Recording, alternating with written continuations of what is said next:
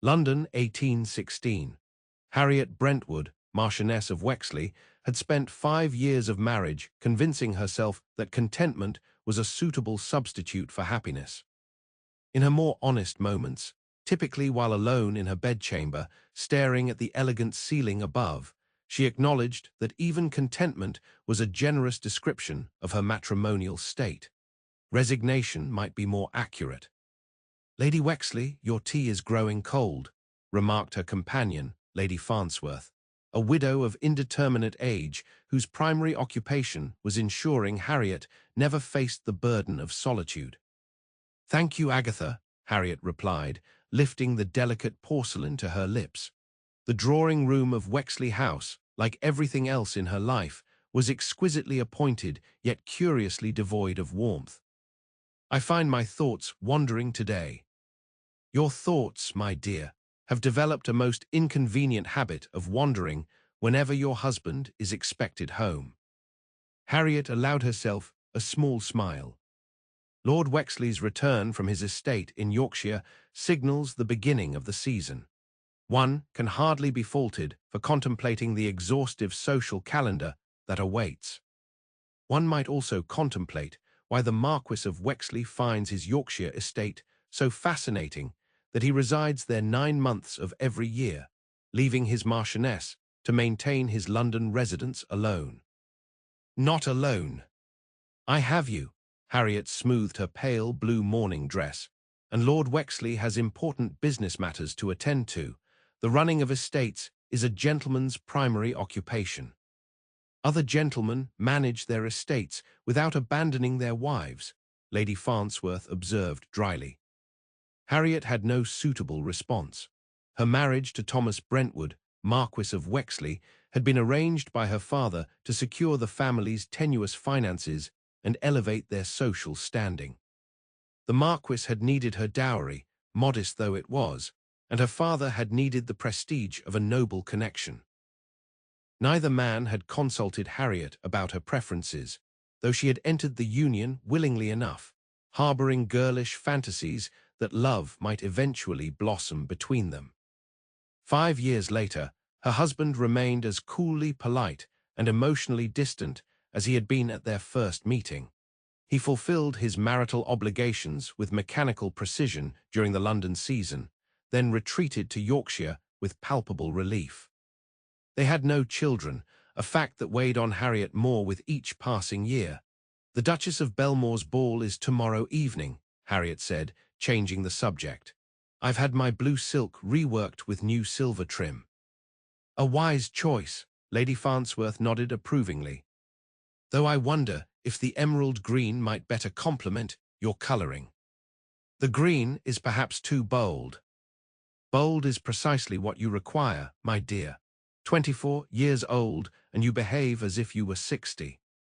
Your husband's indifference has infected your spirit." Harriet flinched. "Agatha, I speak only what everyone whispers behind their fans. The Ton has noticed how Lord Wexley treats his wife with less consideration than his favourite hunting hound." "He is never unkind," Harriet protested feebly. "Kindness without affection is merely good manners. You deserve more than good manners from a husband." The conversation was mercifully interrupted by the butler's arrival. "My lady, a message from His Grace, the Duke of Valbourne." Harriet accepted the sealed note with curiosity. "The Duke? How peculiar. I don't believe we've exchanged more than polite greetings at various functions." Breaking the seal, she scanned the brief message, her eyes widening incrementally with each line. "Well," Lady Farnsworth prompted, practically vibrating with curiosity, "His Grace requests permission to call on me this afternoon." Harriet reread the note, confirming she hadn't misunderstood. "He mentions wishing to discuss a matter of mutual interest." How intriguing. The Duke of Valbourne is the most eligible bachelor in London. Handsome, wealthy, and with a reputation for intelligence rather than dissipation. Every unmarried lady has set her cap for him this season. "Then his business can hardly concern me," Harriet replied practically. "Perhaps it relates to some charitable endeavour." The Duke is not known for delegating his charitable interests to married ladies. Lady Farnsworth's eyes gleamed. You shall wear the green silk. For an afternoon call. Agatha, that would be entirely inappropriate. The blue day dress, then, with the lace collar, and have Jenkins arrange your hair in those becoming curls. Harriet sighed, recognizing the futility of arguing. Very well. Though I still maintain this call likely pertains to something perfectly ordinary. Nothing about the Duke of Valbourne's call proved ordinary. James Valbourne, 7th Duke of his line, arrived precisely at the appointed hour. Harriet received him in the smaller drawing room, the one she preferred for its eastern exposure and comparative coziness. He cut an impressive figure, tall and broad-shouldered, with eyes the color of aged whiskey and chestnut hair that defied the current fashion by falling in natural waves rather than elaborately styled curls. Lady Wexley, he bowed over her hand with easy grace. Thank you for receiving me on such short notice. Your Grace, she curtsied, experiencing an unexpected flutter in her chest when his fingers lightly pressed hers. I confess curiosity about what matter of mutual interest brings you to Wexley House. The Duke's smile revealed a dimple in his left cheek that society illustrators had never quite captured. Directness, how refreshing. Most ladies would engage in 20 minutes of weather discussion before permitting the conversation to approach its purpose. I have found, Your Grace, that sunshine and precipitation remain remarkably constant topics, regardless of how promptly one addresses them. He laughed, a rich, genuine sound that seemed to warm the room. Well said, Lady Wexley. Very well, I shall match your directness with my own. He paused, his expression growing more serious. I have come to inquire after your happiness. Harriet blinked, certain she had misheard. I beg your pardon. Your happiness, Lady Wexley. Or perhaps more accurately, the evident lack thereof. Heat flooded her cheeks. Your Grace, such a personal inquiry exceeds the bounds of polite conversation between casual acquaintances. Indeed it does, he acknowledged without apology. Which is why I have spent the last 3 months attempting to engineer a proper introduction that might evolve naturally into friendship, thereby making such inquiries permissible. Having failed in that endeavor, I find myself resorting to this direct approach. Harriet stared at him, speechless. The Duke of Valbourne, a man whose name was linked to several eligible ladies each season, though never with sufficient evidence to create a true scandal, had been attempting to become acquainted with her. A married woman, the impropriety was breathtaking. Your Grace, she finally managed, I am at a loss to understand your interest in my personal contentment. Happiness, he corrected. Contentment is what one feels after a satisfactory meal.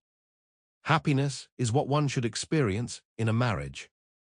My marriage is not a suitable topic for discussion. And yet it is precisely the topic I wish to discuss. He leaned forward slightly. Lady Wexley, I have observed you at numerous social functions over the past year. You present a perfect facade of propriety, yet behind your smile lies a profound sadness that I find intolerable. Harriet's throat tightened. You presume too much, Your Grace. I presume nothing, I observe.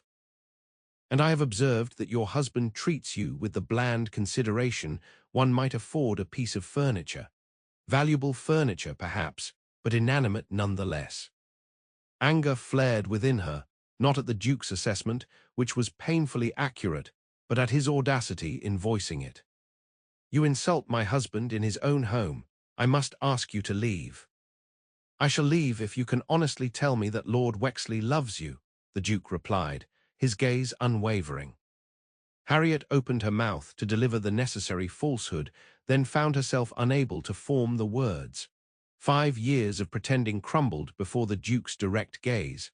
My husband's feelings are his own affair, she said instead. And yours, are they also his affair, or might they belong to you? I don't understand what you want from me, Your Grace. The Duke's expression softened. I want to see if the vibrant, intelligent woman I glimpse beneath your perfect manners might be coaxed into the sunlight. I want to know if your laugh sounds as melodious as I imagine. I want to discover if the passion I sense in your carefully measured words might find expression in conversation, unbound by society's tedious restrictions. You speak of impropriety, she whispered, heart pounding. I speak of friendship, he corrected, though I acknowledge society might view even that with suspicion between a married lady and a bachelor duke. Then why risk it?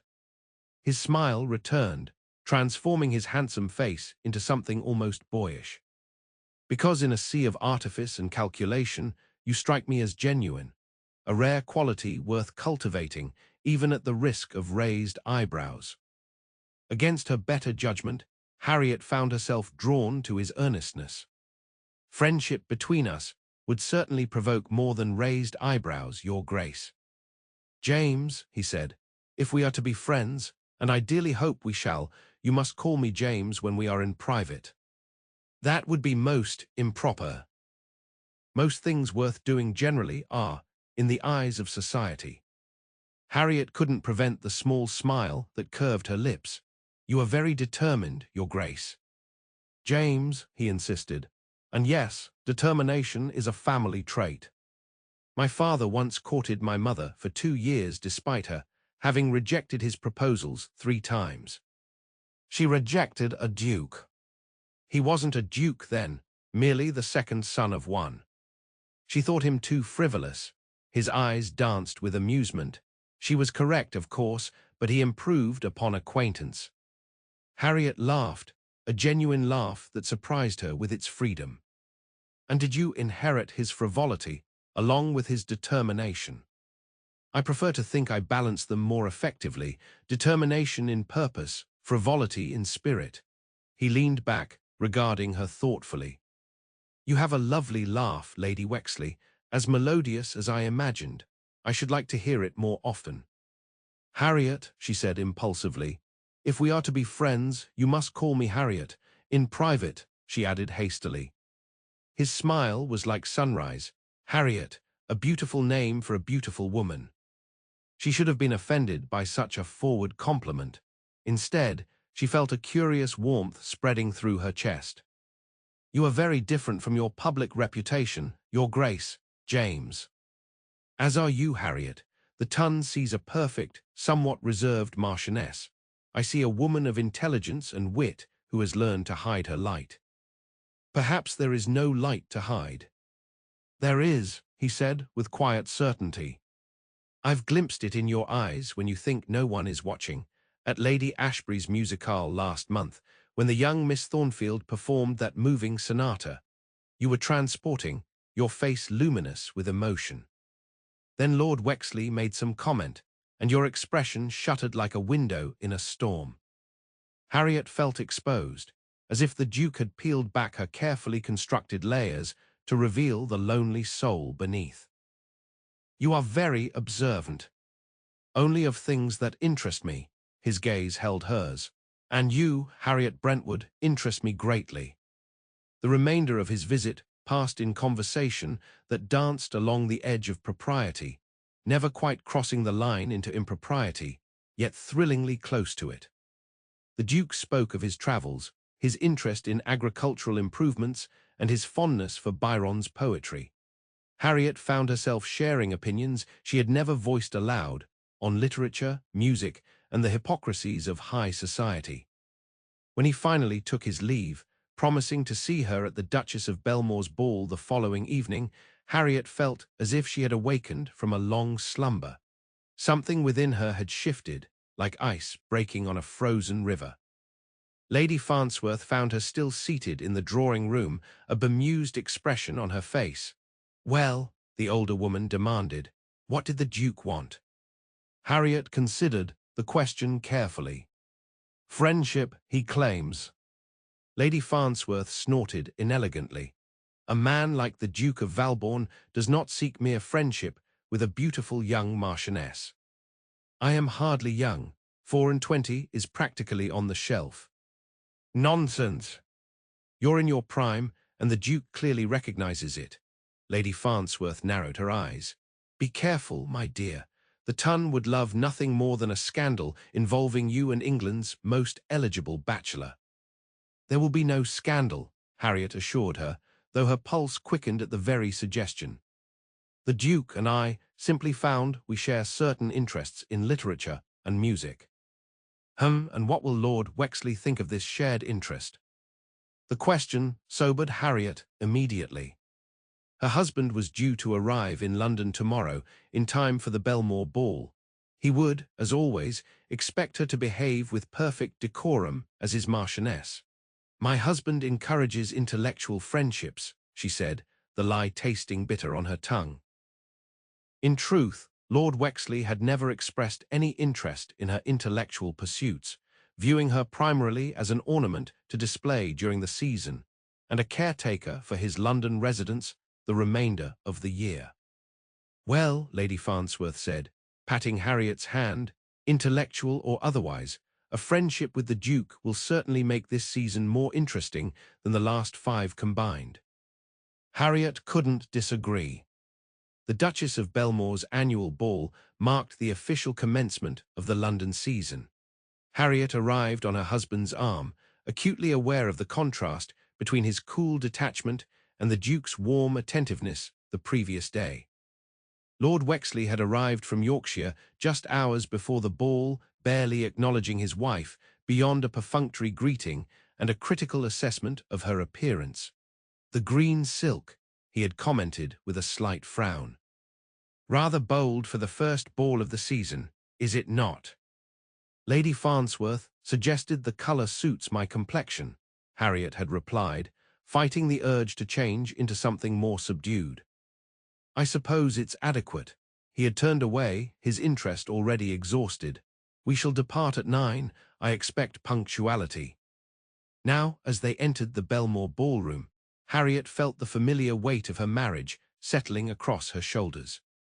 She would perform her duties flawlessly, dance with appropriate partners, engage in polite conversation, and depart when her husband deemed it time, regardless of her own wishes. Lady Wexley, you are radiant this evening. The Duke of Valbourne materialized before them, bowing to Harriet before acknowledging her husband. Lord Wexley, welcome back to London. Yorkshire must have agreed with you. You look well rested. The Marquis inclined his head stiffly. Valbourne, I was unaware you were acquainted with my wife. A recent introduction, the Duke replied smoothly. I called at Wexley House yesterday to discuss the possibility of Lady Wexley joining the patronesses of the Foundling Hospital. Her reputation for charitable works preceded her. Harriet blinked at the fabrication, but maintained her composure. His Grace was most persuasive regarding the worthy cause. Lord Wexley's expression remained impassive. Indeed, well, do not allow my wife to monopolize your time, Valbourne. I'm certain there are numerous young ladies eager for your attention. None so worthy of it as Lady Wexley, the Duke replied with a smile that bordered on insolent. In fact, I was hoping to claim her for the first waltz. Harriet felt her husband stiffen beside her. The waltz, while now permitted at most fashionable gatherings, still carried a hint of scandal. For the Duke to request it as their first dance was remarkably forward. I believe my wife's dance card is already spoken for, Lord Wexley said coldly. Actually, Harriet interjected, surprising herself with her boldness, I have yet to promise any dances. I would be honoured, Your Grace. The Duke's eyes sparkled with approval. Excellent. I shall return when the orchestra begins the set. As he walked away, Lord Wexley turned to Harriet with a frown. That was ill-considered. Valbourne has a reputation. For charitable work, she inquired innocently. For pursuing married women, he replied bluntly. I would prefer you not encourage his attentions. Harriet felt a spark of rebellion ignite within her. As you have shown so little interest in my activities these past years, I assumed my choice of dance partners would be equally irrelevant to you. The Marquis looked startled, then displeased. You are my wife, Your behavior reflects upon me. Indeed, just as your prolonged absences reflect upon your regard for me. Before he could respond, they were interrupted by the Countess of Denbigh, an elderly gossip whose sharp eyes missed nothing. Harriet took the opportunity to excuse herself, moving through the crowd with a grace that belied her inner turmoil. She had never spoken so boldly to her husband before. The Duke's influence was already proving dangerous. She found refuge near a marble column, taking a moment to compose herself. From this vantage point, she could observe the glittering assemblage without participating in it. The debutantes in white with their hopeful expressions, the matrons in their jewels and elaborate turbans, the gentlemen in their perfectly tailored evening clothes. Seeking a strategic retreat, the Duke's voice came from behind her. Harriet turned, finding him closer than propriety strictly allowed. Merely a moment's respite from the crush. And from your husband's disapproval, his perception was uncanny. You shouldn't have requested the waltz, she chided gently. It was bound to raise eyebrows. I find I care less about raised eyebrows than about the opportunity to hold you in my arms, even in the most proper fashion society permits. His voice had lowered, sending a shiver down her spine. You shouldn't say such things. Probably not, he agreed cheerfully. But honesty compels me. Besides, your husband has already formed his opinion of me. I might as well deserve his disapprobation. The orchestra began tuning their instruments, signaling the imminent start of dancing. The Duke extended his hand. Shall we scandalize the ton, Lady Wexley? Harriet hesitated, then placed her gloved hand in his. A waltz hardly constitutes a scandal, Your Grace. The waltz itself, no. But the way I look at you while we dance might. He led her onto the floor as the first strains of music filled the air. The moment his hand settled at her waist, Harriet knew she had made a dangerous choice. Their bodies maintained the proper distance, yet she felt as if they were pressed together, so acute was her awareness of him. You dance divinely, he murmured as they whirled through the steps. As do you, she tried to keep her voice light, though I suspect you say that to all your partners. Only the ones who move as if they were born for it. His eyes held hers. You were made for pleasure, Harriet, not the dull existence your husband has confined you to. You speak too freely, Your Grace. James, he reminded her, and yes, I do, someone ought to. You've been silent too long. They completed a turn, and Harriet caught sight of her husband watching them with narrowed eyes. Lord Wexley is observing us. Good, let him see what he neglects. The Duke's hand tightened slightly at her waist. Does he ever tell you how beautiful you are, how your eyes catch the light like amber, how your mind is as captivating as your face? Please, she whispered, feeling breathless, you must not speak the truth. Very well, he smiled, softening his expression. Tell me instead about your charitable interests, genuine ones, not the fabrication I offered your husband. Grateful for the change of subject, Harriet described her work with several London orphanages. The children need more than just food and shelter. They need education, affection, a sense of possibility. You would have made an excellent mother, he observed. The comment struck her like a physical blow. Yes, well. Providence has not seen fit to bless my marriage in that regard. Providence, or your husband's prolonged absences. Harriet nearly stumbled, but the Duke's sure grip kept her steady. That is certainly not an appropriate topic. Forgive me, he looked genuinely contrite. I spoke without thinking. The music drew to a close, and they stood facing each other, still joined by their clasped hands. Thank you for the dance, Your Grace, Harriet said formally, attempting to reclaim her composure. He bowed over her hand. The pleasure was entirely mine, Lady Wexley. Though I hope you might reserve another dance for me later this evening. That would not be wise. Wisdom is vastly overrated. His smile was infectious. I shall ask again after supper. He escorted her back to where Lord Wexley stood in conversation with several other gentlemen. The Marquis acknowledged their return with a curt nod, then promptly returned his attention to his companions, effectively dismissing both Harriet and the Duke. "Charming," the Duke murmured. "Does he always display such warmth?"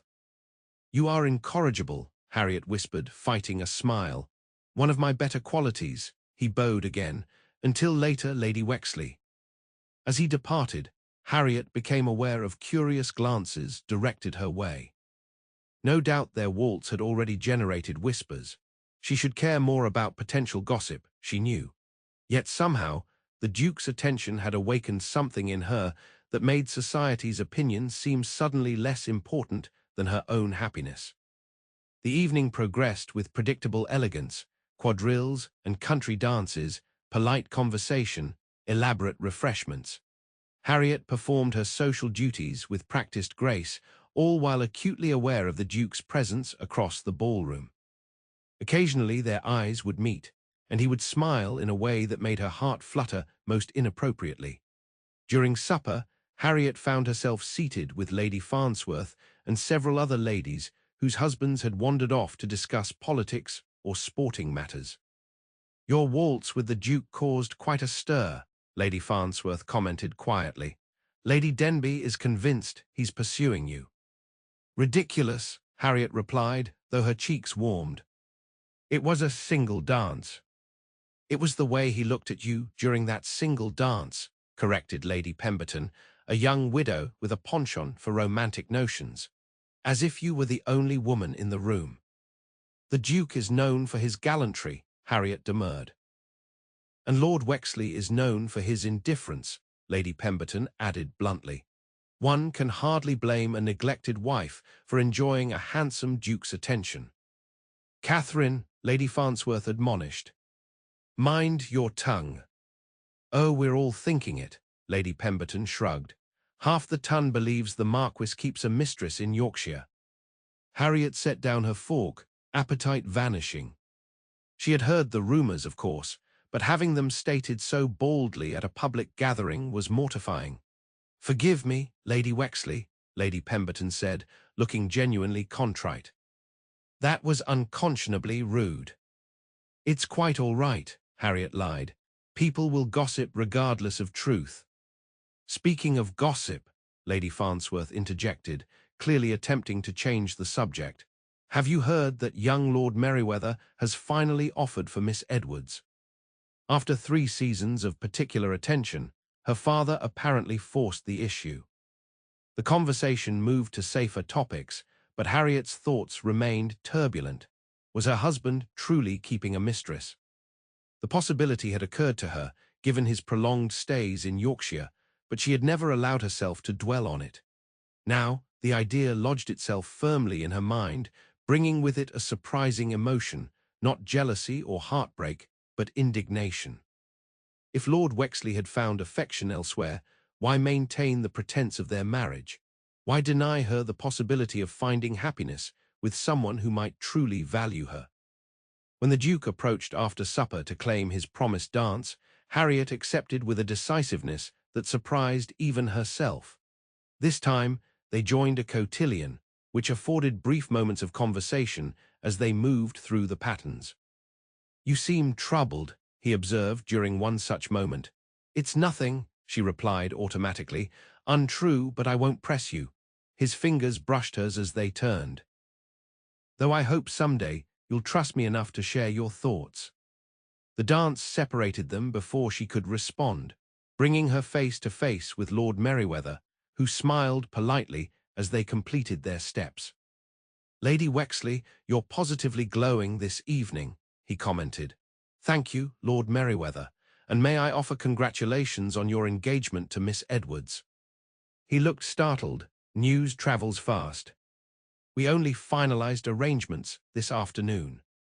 "The ton thrives on fresh intelligence," she replied lightly. They separated again, and Harriet found herself partnered briefly with the Duke's friend, Lord Carrington. "His Grace is quite taken with you," he remarked casually. "Lord Carrington, you mustn't repeat such things," she admonished. "Simply stating facts," he grinned. "I've known James since Eton. He's never shown such focused interest in a lady before. Before she could formulate a response, the dance moved on, eventually returning her to the Duke. "What did Carrington say to make you blush?" he inquired. "Nothing worth repeating," she assured him. "Coming from Carrington, I can believe that." His eyes crinkled with amusement. "He's a good man, but possesses the subtlety of a charging bull." The dance concluded, and this time Lord Wexley appeared to reclaim his wife. "I believe we should take our leave, Harriet. It grows late." The abruptness of his decision surprised her. "Already, but the ball will continue for hours yet. I find I've had sufficient social interaction for one evening." His tone brooked no argument. The Duke watched this exchange with a thoughtful expression. "Leaving so soon, Wexley? The night is young." "Some of us have business matters to attend to in the morning," the Marquis replied stiffly. "Of course. Business always comes first with you, doesn't it?" The Duke's smile didn't reach his eyes. "Lady Wexley, it has been a pleasure. I hope to see you at Lady Harrington's musicale tomorrow evening." "We have a prior engagement," Lord Wexley interjected before Harriet could respond. "Do we?" she asked, genuinely confused. "You mentioned no plans for tomorrow evening." A muscle twitched in her husband's jaw. "I've just recalled an invitation we accepted. Come, the carriage will be waiting." With barely time for proper farewells, Harriet found herself whisked from the ballroom and into their carriage.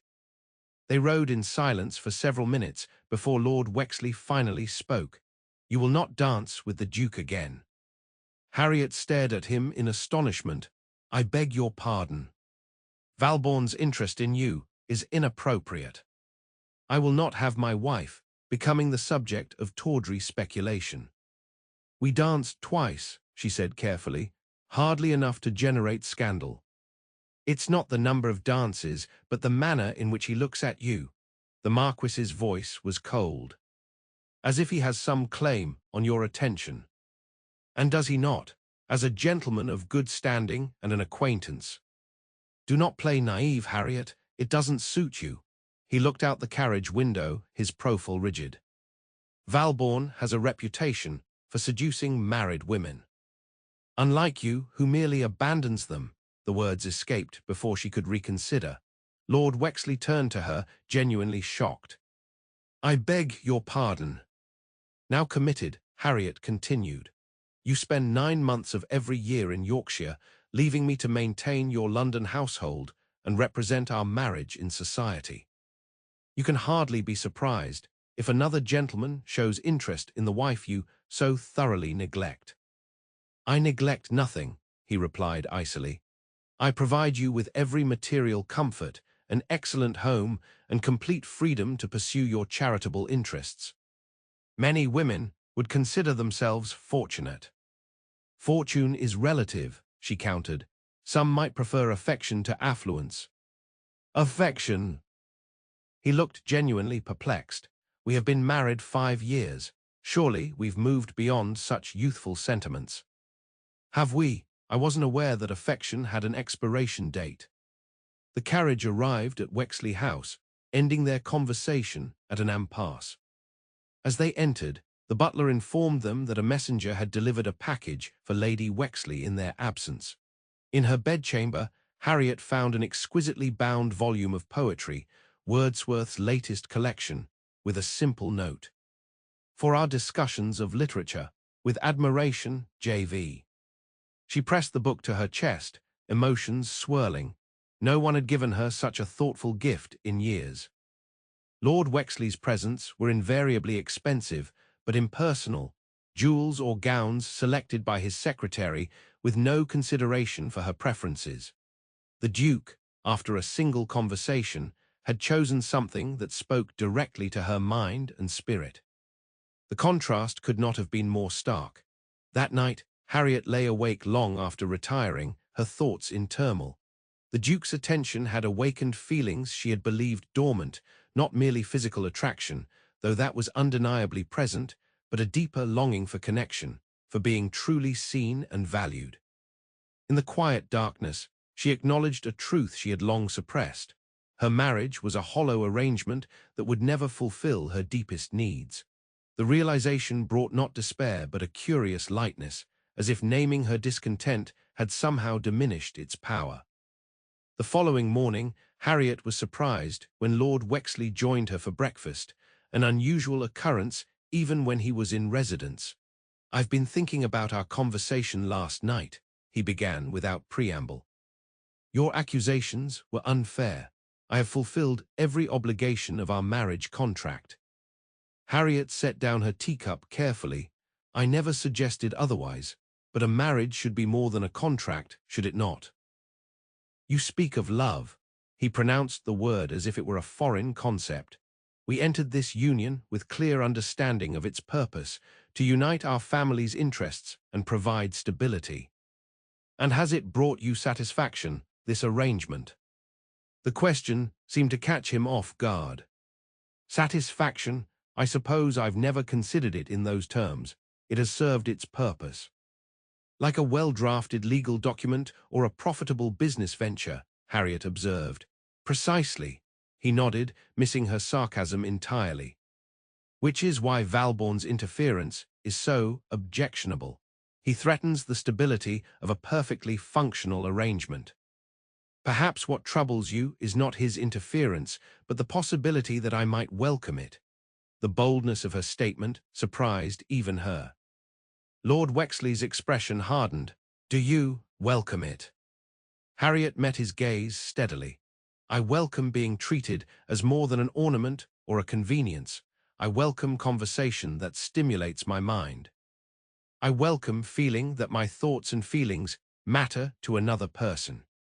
"I see." He rose from the table. "Then allow me to be equally direct. As your husband, I expect your loyalty and discretion. Whatever attention Valbourne offers, remember your position as my Marchioness." "And what of your position as my husband?" she countered. "Does that carry no reciprocal obligations?" He looked genuinely puzzled. "I provide for you generously. What more could you reasonably expect?" The question hung in the air between them, revealing the unbridgeable gap in their understanding. Before Harriet could formulate a response that might penetrate his incomprehension, a footman entered with the Morning Post. "A message for you, my lord," he announced, presenting a silver salver.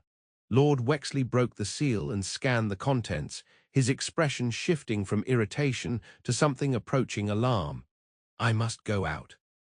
Business matters require immediate attention."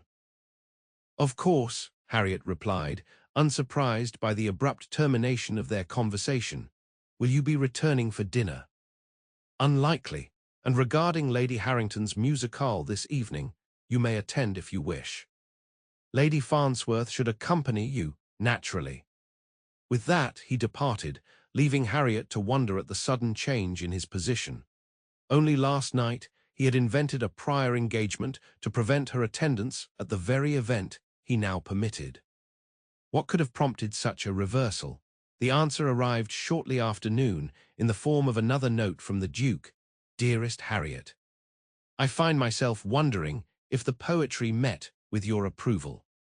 Might I call this afternoon to discuss Wordsworth's particular genius for capturing nature's subtleties? If inconvenient, perhaps we might converse at Lady Harrington's this evening. I shall watch for your arrival with greatest anticipation. Yours in admiration, James." The informality of the address, the presumption of their continuing acquaintance, the barely disguised eagerness to see her again, all would infuriate Lord Wexley if he were to read it. Harriet found herself both thrilled and alarmed by the Duke's persistence. She should discourage him. The prudent course would be to decline his call and avoid Lady Harrington's musicale entirely. Yet the thought of returning to her lonely existence, the quiet days and meaningless social engagements, filled her with an almost physical dread.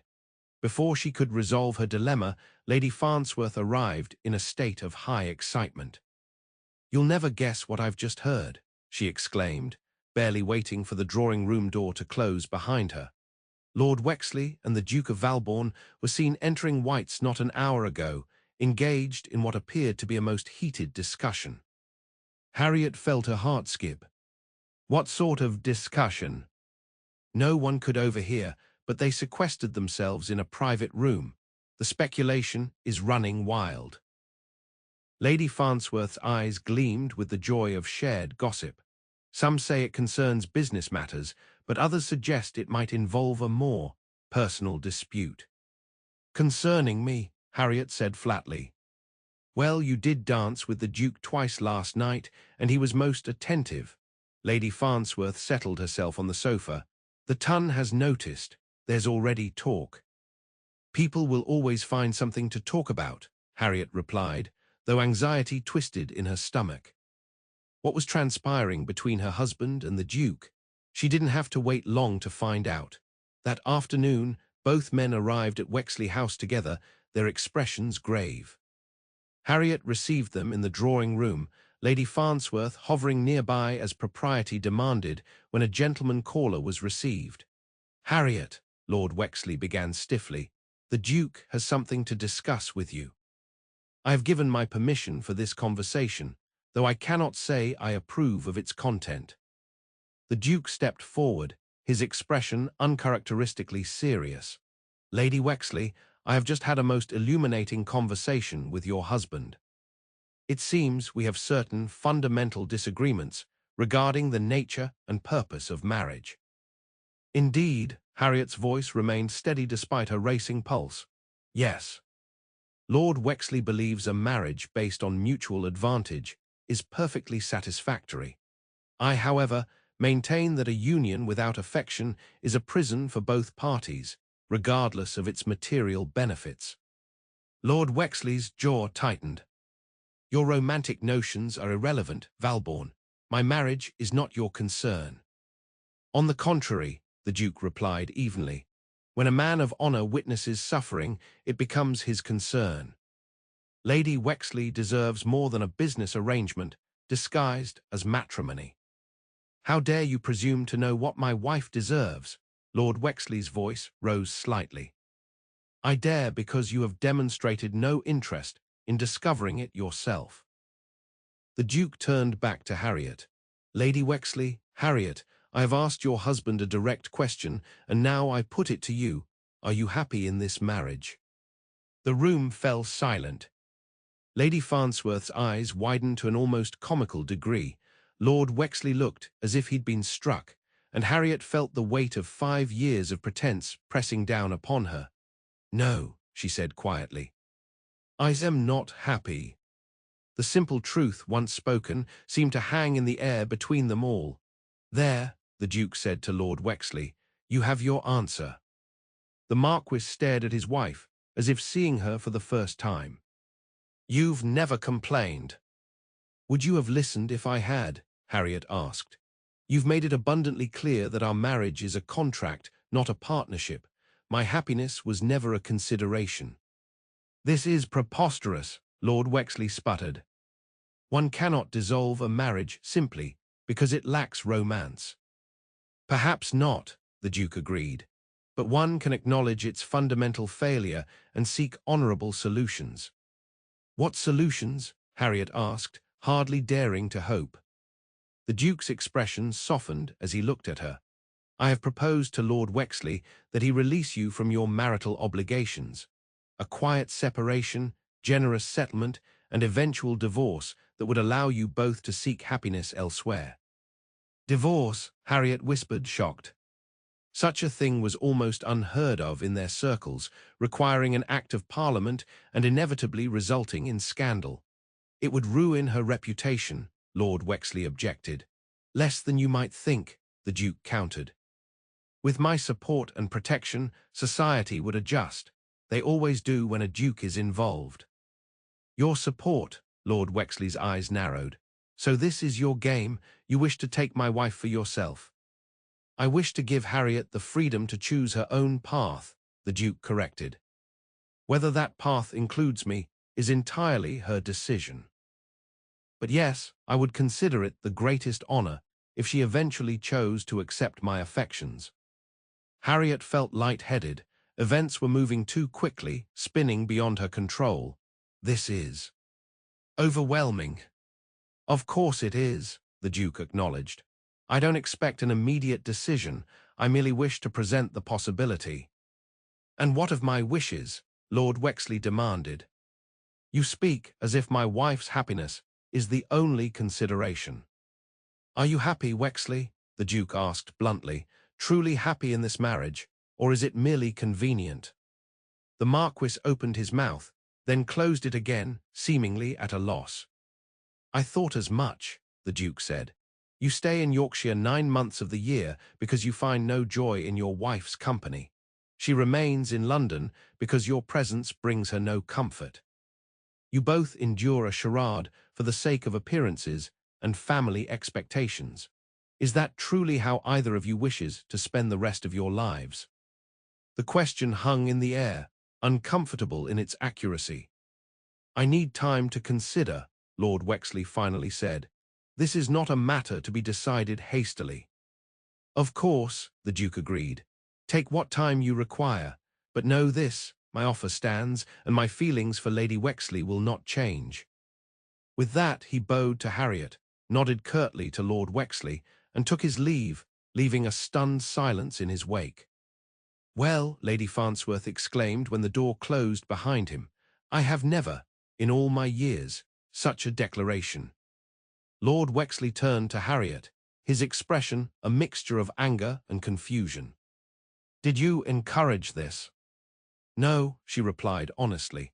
I had no idea the Duke intended anything so dramatic. Yet you admitted to being unhappy. There was accusation in his tone. After 5 years of marriage, you choose now to express dissatisfaction. I expressed nothing until directly asked, Harriet pointed out. You never inquired about my happiness before.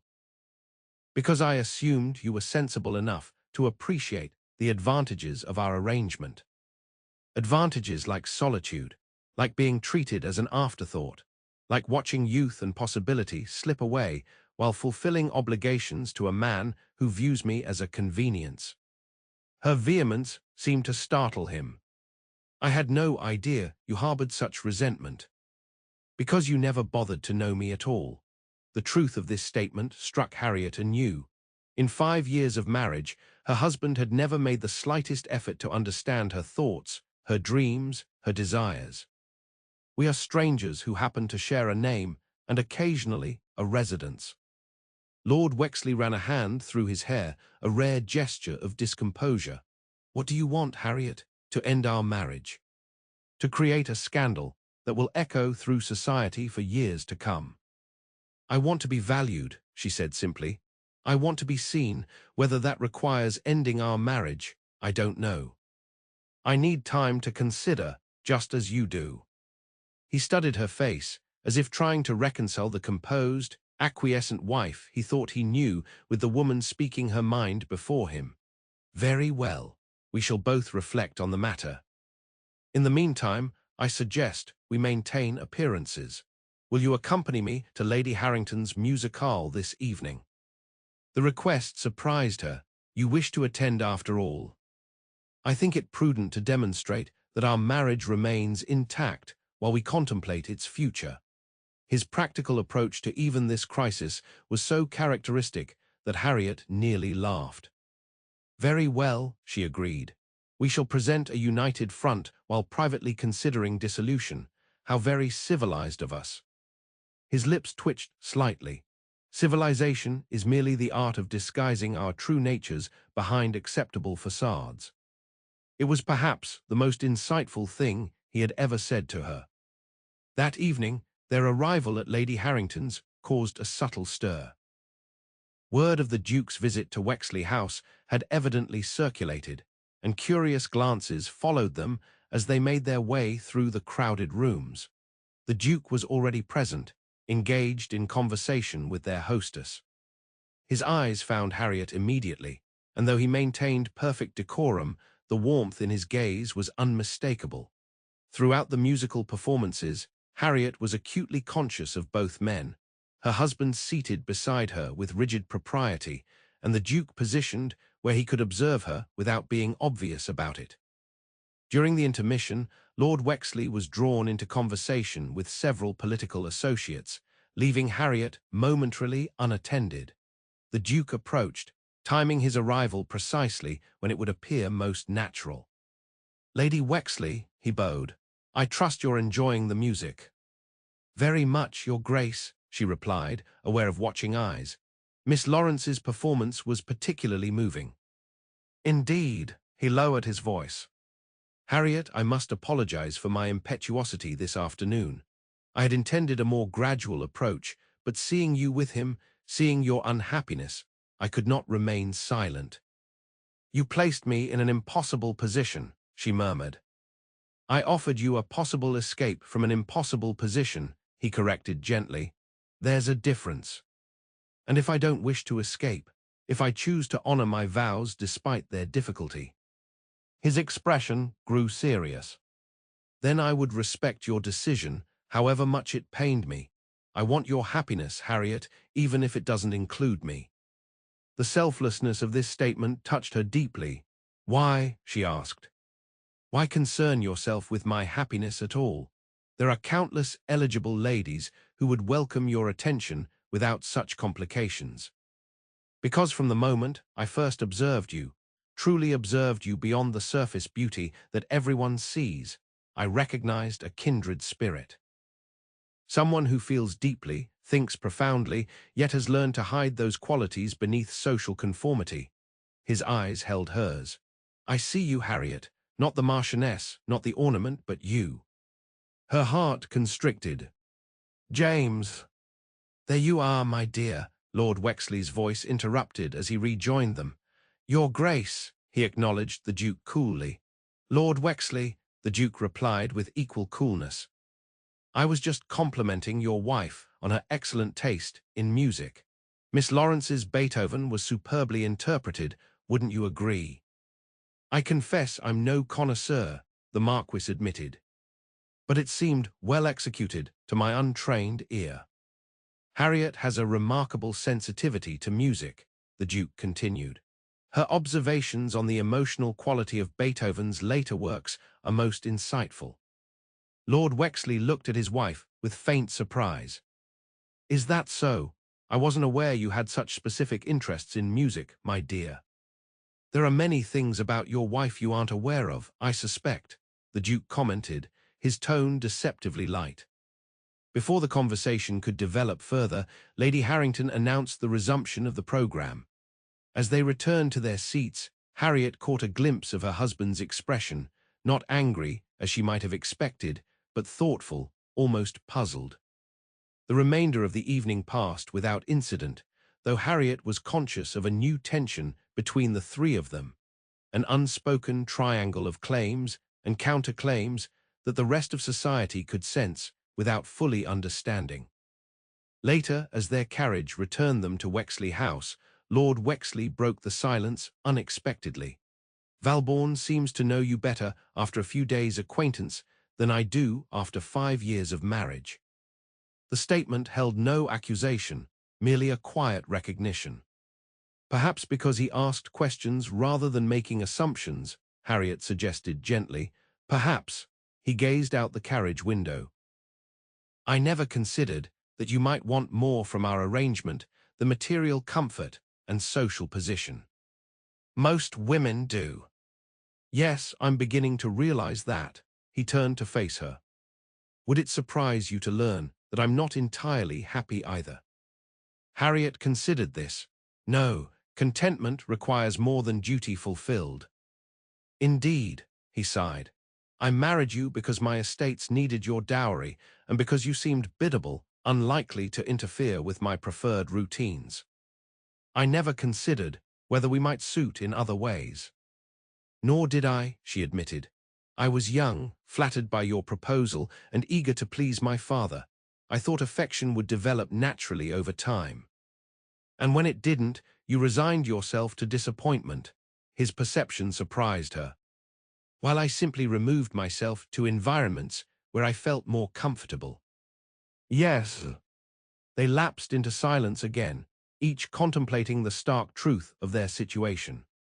As they arrived home, Lord Wexley helped her from the carriage with uncharacteristic attentiveness. "Harriet," he said as they entered the house, "I believe I might return to Yorkshire tomorrow. I think we both need time apart to consider our positions carefully." Relief and apprehension mingled in her response. "That seems wise. Before I go, I want to be clear about one thing." His expression was serious. "Valbourne genuinely cares for you, that much is evident. If you find his attachment preferable to our current arrangement, I will not stand in the way of your happiness." Harriet stared at him, astonished by this unexpected generosity. "That doesn't mean I endorse scandal," he continued pragmatically. "Any separation would need to be handled with discretion, but I won't force you to remain in a marriage that brings you no joy." "Thank you," she whispered, genuinely moved. "That is most considerate." "Consider it an acknowledgement of my own failings as a husband." He bowed formally. "Good night, Harriet." The following day, Lord Wexley departed for Yorkshire as promised, leaving Harriet to navigate the complexities of her situation alone. His final words to her had been practical, assurances that her allowance would continue, suggestions that they correspond about their future arrangements, cautions about maintaining appearances.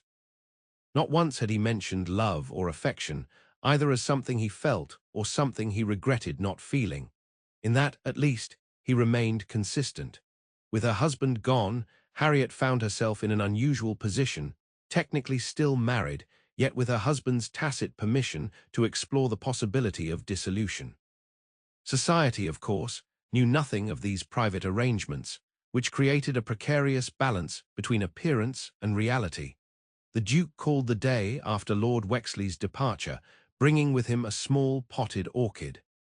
"For your conservatory," he explained, "a rare variety from Brazil that blooms despite challenging conditions." Harriet accepted the gift, understanding its symbolism. "It's beautiful, though I fear it may cause talk if you continue bringing me presents."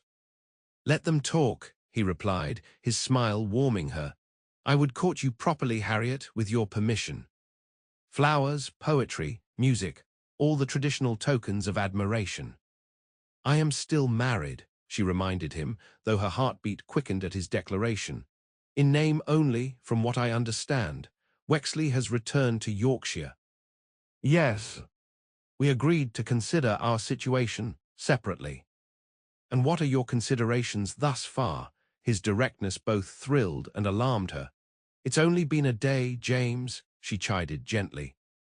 "And yet I suspect your heart decided long before yesterday." He moved closer, still respecting propriety, but creating an intimacy between them. "Tell me, Harriet, if you were free, truly free, what would you choose?" The question hung in the air between them, laden with possibility. Looking into his earnest face, Harriet felt a certainty that both terrified and exhilarated her. "I would choose happiness," she said simply. "I would choose to be valued for myself, not merely for what I represent or provide.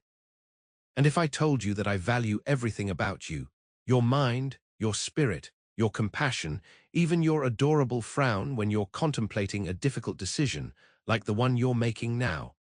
His voice had softened to a near whisper. "I would say you're being dangerously persuasive," she replied, unable to prevent a smile. "Good. I intend to persuade you most thoroughly." His eyes crinkled with humor, though always with the utmost propriety, of course.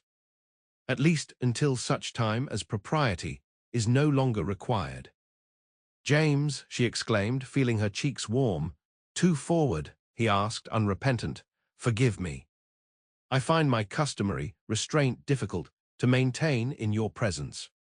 Their conversation continued in this vein, flirtatious yet restrained, exploring feelings while respecting boundaries. By the time he departed, Harriet felt both lighter and more conflicted than ever.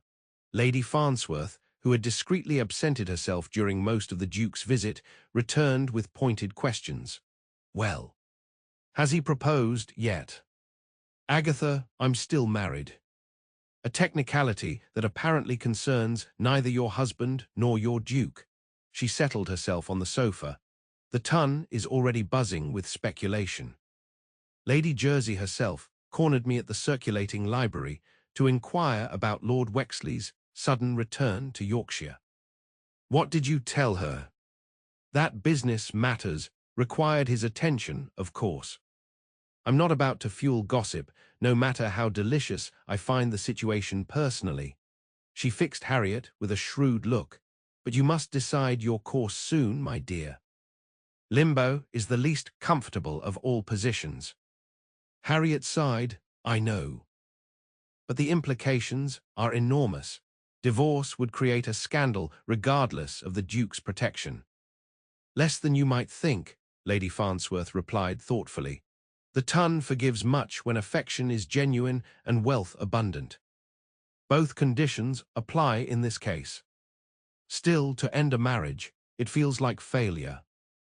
Is maintaining a hollow union success? Lady Farnsworth challenged. You're young, Harriet. You deserve more than dutiful coexistence for the next 50 years. As the days passed, Harriet found herself increasingly drawn to the possibility of a future with the Duke. His daily visits became the center of her existence, each one bringing new conversations, new discoveries, new reasons to believe that genuine partnership was possible. Unlike her husband, James asked questions about her opinions, her preferences, her dreams. He listened to her answers with genuine interest and shared his own thoughts with refreshing candor. They discussed everything from literature to politics, from childhood memories to hopes for the future. I always wanted children, she confessed during one such conversation. A house filled with laughter and chaos and love. I as well, he replied, his expression softening. My own childhood was rather lonely, only children often are. I've always imagined a larger family. The possibility hung unspoken between them. Children they might have together, a family they might create. It was both tantalizing and terrifying to contemplate. A fortnight after Lord Wexley's departure, Harriet received a letter from her husband that would alter the course of her life. My dear Harriet, after considerable reflection, I have reached several conclusions regarding our situation. First, I acknowledge that our marriage has not provided either of us with the fulfillment we deserve. While it has served its practical purposes, it has failed in the more essential aspects of companionship and mutual affection. Second, I have come to recognize, rather belatedly, that you possess qualities I never properly appreciated, intelligence, sensitivity, and strength of character chief among them. That it took another man's recognition of these attributes to bring them to my attention speaks poorly of my perceptiveness. Third, and perhaps most significantly, I have recently renewed an acquaintance with a lady here in Yorkshire, a widow of suitable background with whom I share common interests and temperament. I tell you this not to cause distress, but to be honest about my own inclinations as we consider our future. Given these circumstances, I believe we would both benefit from formal separation, with the possibility of divorce should either of us wish to remarry. I have consulted discreetly with my solicitor, who assures me that such matters can be arranged with minimal scandal if handled properly. If you are amenable to this solution, please inform me, and I shall set the necessary legal proceedings in motion. If you wish to continue our marriage, I will, of course, honor my obligations, though I cannot promise greater happiness than we have previously experienced. Whatever your decision, please know that I bear you no ill will. Indeed, I find myself wishing for your happiness with a sincerity that surprises me. Yours respectfully, Thomas Wexley. Harriet read the letter 3 times, emotions shifting from surprise to relief to a curious gratitude. There was a generosity in her husband's words that she had never expected, a recognition of their mutual discontent and a willingness to seek honorable resolution. When the Duke called that afternoon, she shared the letter with him. His expression grew increasingly hopeful as he read. This is more than I dared hope for, he said when he finished. Wexley is behaving with unexpected grace. Yes, Harriet agreed. I find I respect him more in ending our marriage than I ever did during it." "And your response?" James asked, his eyes searching hers. "Have you decided?" Harriet took a deep breath. "I have. I shall write to him today, accepting his proposal for separation and eventual divorce." The Duke's face lit with joy. "Truly, truly. Life is too short for hollow arrangements, no matter how socially acceptable." He moved to her side, taking her hand in his. "Harriet, I know it's premature, but I must ask, when you are free, will you consider becoming my Duchess?" Her heart swelled with emotion. "Are you certain the scandal will pass?" he finished firmly. "What won't pass is my love for you. Yes, love. I don't mind naming it plainly. I love your mind, your heart, your courage in facing society's judgment to seek true happiness." Tears pricked at her eyes. "I believe I've loved you since you asked about my happiness, the first person to ever truly care whether I was content or merely existing." "Then say you'll marry me once you're free to do so." His eyes held hers, warm with promise. "Yes," she whispered.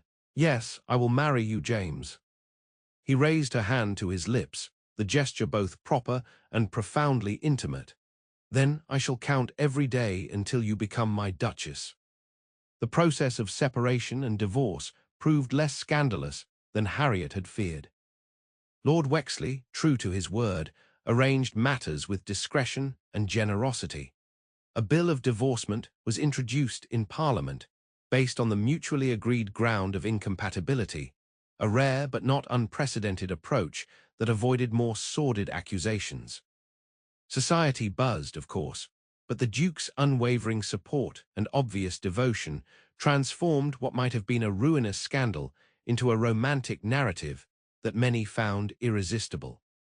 The story of a neglected wife finding true love with a duke who challenged her husband for her hand, though not in the literal sense gossips initially imagined, captured the ton's imagination. Lady Jersey, arbiter of social acceptance, declared the situation unconventional but not unforgivable, and promptly invited both Harriet and the Duke to Almack's, a clear signal that society would not ostracize them. A year after Lord Wexley's letter, Harriet stood in the Valbourne family chapel, exchanging vows with James. The ceremony was intimate but joyful, attended by those friends who had stood by them through the tumultuous transition. "I promise to cherish and value you, to see you truly and love you completely for all the days of our life together," James vowed, his voice steady and sure. "I promise to trust in your love, to share my heart without fear, and to build with you a marriage of true partnership and affection," Harriet responded, her heart full. As they emerged from the chapel as Duke and Duchess of Valbourne, Harriet caught sight of a familiar figure at the back of the gathering, Lord Wexley, accompanied by a serene-looking woman in a lavender gown. He inclined his head slightly in acknowledgement, a gesture that spoke of closure and perhaps even a measure of good wishes. Harriet returned the nod, feeling not regret but gratitude for the journey that had led her to this moment. Her first marriage, with all its emptiness, had taught her to recognize and value true connection when it finally appeared. Later, as she and James danced at their wedding breakfast, he pulled her slightly closer than propriety strictly allowed. "Happy Duchess," he murmured.